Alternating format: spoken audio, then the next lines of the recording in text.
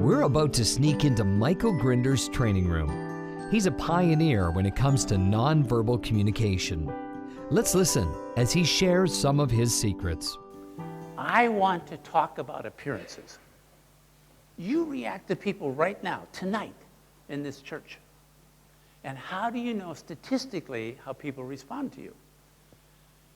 We're going to ask you to form groups of 4 and 5 people, and you're going to look at each other's faces. And we're going to study how people respond to you. So if you would, gather together, groups of 3, 4, and 5, kind of gather together. All right, now do this. Look at each other. Who has the widest face? And who has the thinnest face? Who has the wide face? Who has the thin face? Look at each other. Look at each other. Look at lips. Look at lips. Who's got the thin lips? Who's got the big lips? Thin lips, big lips. Look at the mouth. Who's got the big mouth? Who's got the small mouth? Eyeballs, big, small. Eyeballs, eyeballs. Here's what you're going to find. We were talking over here about a friendly voice and then a flat voice. Those are behaviors. Those are behaviors. But before someone ever talks, you get impressions of them based on their appearance? Yeah. Yeah. And sorry, we're talking about the Western world in general. Even though I go to Russia and Japan, we're just talking about the Western world. If you have a lot of traits in this column, so a narrow face, very small lips, small mouth, small eyes, and this is called the cave. What is the cave? The cave is your eye socket kind of inside your skull, or is it towards the surface? Someone has to study these things. I study these things. So then what happens is, if you have a lot of things in this column, people think you're very serious, you're businesslike, you're going to drive people, and you may be very stressed in life. If you have a lot in this column, they think you're happy, good-lucky, everything is fine. You know what I mean? None of this is true.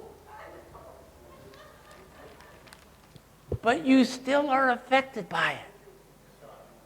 If you're going to go talk to someone, I'm going to go to a meeting, and I know, based on my appearance, I want to be seen as very, very friendly.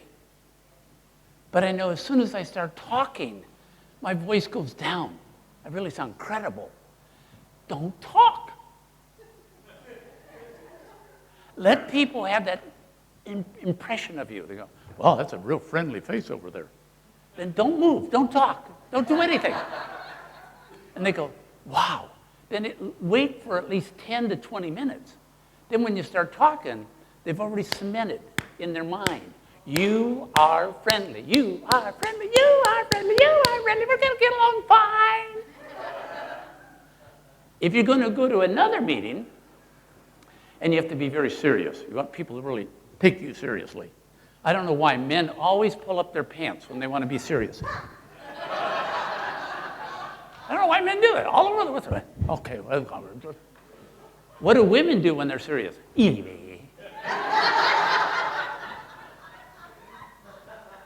So if you have lots of things in this column, when you go into that meeting, don't do anything. So they get the impression. Wrong impression, but they get the impression. Because if you have this kind of a face, but your voice goes, hi, how are you? It won't work. So you need to know, when do I want to just be myself? Well, be myself on what level? Appearance, behavior, styles, values, or core. And that's one of the messages that we'd like to leave you with today. Please be aware, not how you see yourself. Because you see yourself here. But people are first appearing this way. So just be honest. By the way, 2 things you have to have in order to change yourself or someone else. These are the 2 ingredients. I just love these. This is not my own, someone else's. You have to have the ability to self-reflect. Think.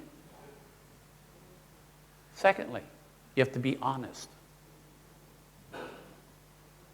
See, some people, they can reflect, but they're not honest. They have blind spots. They can't see how other people see them. Other people are extremely honest. They just never take time to reflect. So you have to have both of those in order to make changes. So if I may, in terms of spiritual facilitation with someone else, one-on-one, if the person is missing those 2 ingredients, I will do my best, but I won't spend any extra energy. Why? Because they don't have the makeup. But if they have the makeup, those 2 things, I'm going to really take a little more time, going to see the person more often, make sure I call them, text them, how you doing, how life's going. So just those 2 ingredients, spend time with those people. Really, really makes a difference. If your appearance are this way, and it matches your voice, now you have 2 circles out of the 5 that are communicating the same thing. But if you have 2 traits in this column and 3 in the other, throw this away because you have a mix. You're okay. But if you have 4 out of the 5, whoa. And then if you have 1, like some people have really big eyes, 1 trait can be all anyone ever responds to because she's a medical doctor. When she walks in the room, because her eyes are smaller, she realizes they saw her as too serious. So what did she do? Smart woman, smart doctor. When she walks in, she smiles. Because she already has the eyes to indicate I'm serious, I'm competent. So now I've got to do this. Compensation is what you always want to do. If you can't afford Botox, if you're not going to pluck your eyes a certain way, brows, you have to make sure. Just compensate. So remember, there's 5 circles. There's 5. And it does make a difference in terms of how you appear.